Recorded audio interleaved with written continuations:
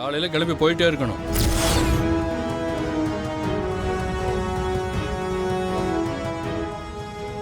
எப்படி புடி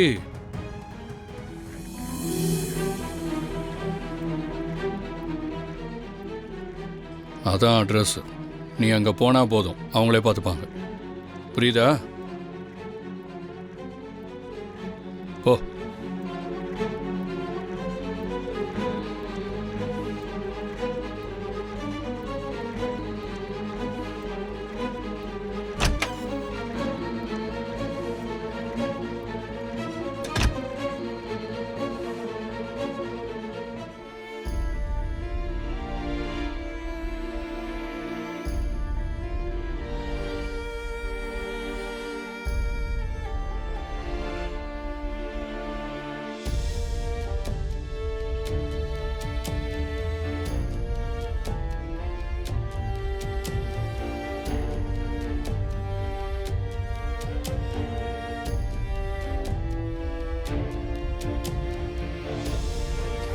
மார்னிங் தாத்தா.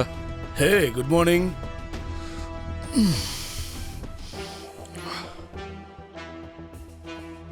என்ன நீ போய் பால் எடுத்துட்டு வர? மகா என்ன எந்திரிக்கல? தெரியலம்மா, அவ ஆளே காணும். எங்க போனானே தெரியல. அவ ரூம்ல பாத்தியா? பாத்துட்டம்மா, அங்கேயும் இல்ல. சரி போ, நீயாவது போய் காஃபியை போடு. Good morning. மார்னிங் பாட்டி. இந்த மகா இல்லைன்னா எல்லா வேலையும் எவ்வளோ லேட் ஆகுதுன்னு பாரு. அதாங்க நானும் யோசிச்சுட்டே இருந்தேன். சொல்லாம கொள்ளாம எங்க போயிட்டா அவ? எனக்கும் தெரியலையே. அப்போ மகா வீட்டில் இல்லை, கிளம்பி போயிட்டா போல இருக்கு.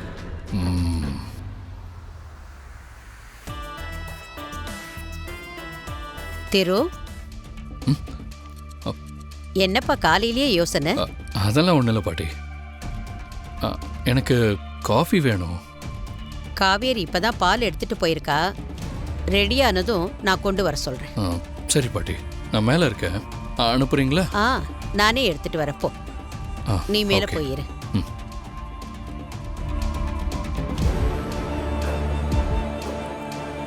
மகா, மகா, என்ன போக சொல்லி நீங்க சொன்னீங்க, நான் இல்லைன்னு சொல்லல. அண்ணா, நான் இப்போதைக்கு வீட்டை விட்டு போற ஐடியால இல்லைங்க. என்னது? என்ன சொன்ன? போற ஐடியா இல்லையா?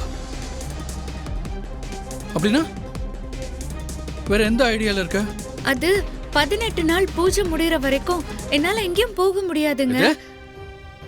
ஆமாங்க, சாமியார் சொன்னபடி பூஜைய நல்லா முடிச்சு உங்க உயிரை காப்பாத்துறது தான் எனக்கு எல்லாத்தையும் விட முக்கியம். அதுக்காக நான் எந்த கஷ்டத்தையும் தாங்குவேன். என்ன யார் என்ன சொன்னாலும் எனக்கு அதை பத்தி கவலை இல்லைங்க. எனக்கு உங்களோட உயிர் தாங்க முக்கியம். நான் நேத்தே உங்ககிட்ட கிளியரா சொன்னேன், நான் ஒன்னும் சின்ன பையன் இல்லைன்னு. எனக்கு என்ன பாத்துக்க தெரியும். நீ மேல கிளம்பு. இல்லைங்க, 18 நாள் பூஜையை முடிக்காம நான் போக மாட்டேன்.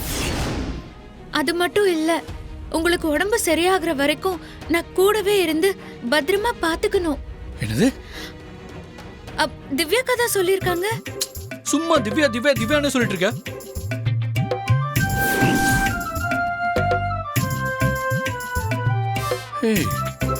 அப்போ நீ திவ்யா சொன்னா நீங்க இது படிவியா?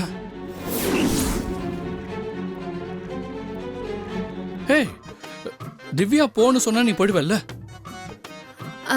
இல்லங்க, அக்கா என்ன போக சொல்ல மாட்டாங்க. போன்னு சொன்னா போயிடுவல்ல? அதான் இப்ப சொன்னேனே, திவ்யா அக்கா என்ன போன்னு சொல்ல மாட்டாங்க. ஏய், இந்த பாரு, நான் கேக்குறது உனக்கு புரியுதா இல்லையா? நான் ஒன்னு சொன்னா நீங்க தப்பா எடுத்துக்க மாட்டீங்களே? எடுத்துக்க மாட்டேன். சொல்லு சொல்லு சொல்லு சொல்லு. திவ்யா அக்கா என்ன போ சொல்ல மாட்டாங்க. நான் தமிழ்ல தானே பேசிட்டு இருக்கேன். ஆமா, உனக்கு புரியுதா இல்லையா? புரியுதுங்க. ஓகே திவ்யா, எடு திவ்யா.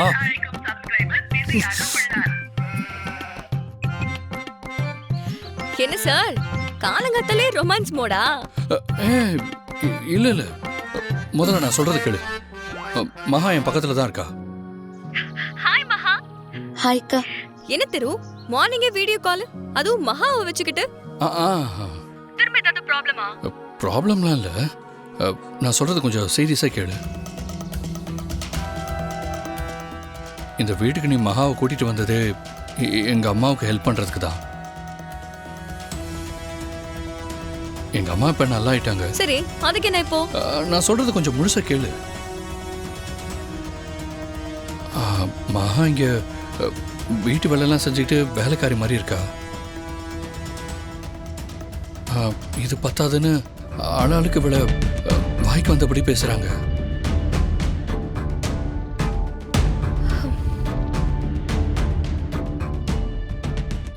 நமக்காக மகா எல்லார்கிட்டையும் பேச்சு வாங்கணுமா? அதான் ஒரு ஐடியா வச்சிருக்கேன்.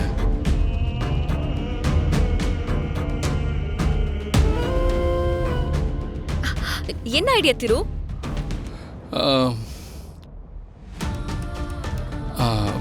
இவளுக்குன்னு ஒரு வாழ்க்கை இருக்குது திவ்யா.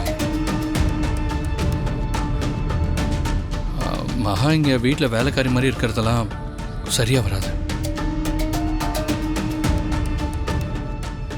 ஏதோ கொஞ்ச நாள் ஹெல்ப் பண்ண வந்தா, நமக்கும் அந்த ஹெல்ப் தேவைப்பட்டுச்சு, அப்போ ஓகே. ஆனா இதுவே நிரந்தரமாயிடக்கூடாதுல்ல.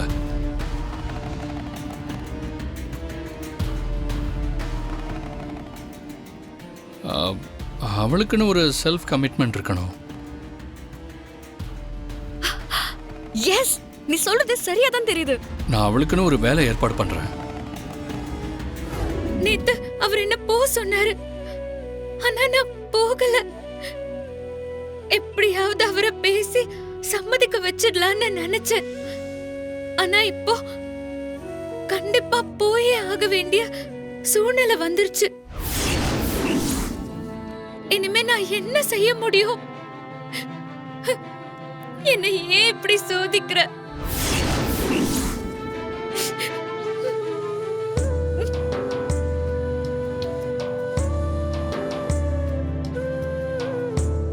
இத்தனை நாள் நான் இங்க இருந்ததுக்கு காரணமே திவ்யா அக்கா தான். திவ்யா அக்கா தான் என்னை இங்க கொண்டு வந்து விட்டாங்க. அவரை நல்லா பாத்துக்கணும்னு திவ்யாக்காவே சொன்னாங்க. நானும் அவரை உயிரை காப்பாத்துறதுக்கு என்னால என்னெல்லாம் பண்ண முடியுமோ அத்தனையும் பண்ண. ஆனா இப்போ திவ்யாக்காவே என்ன போக சொல்லிட்டாங்க.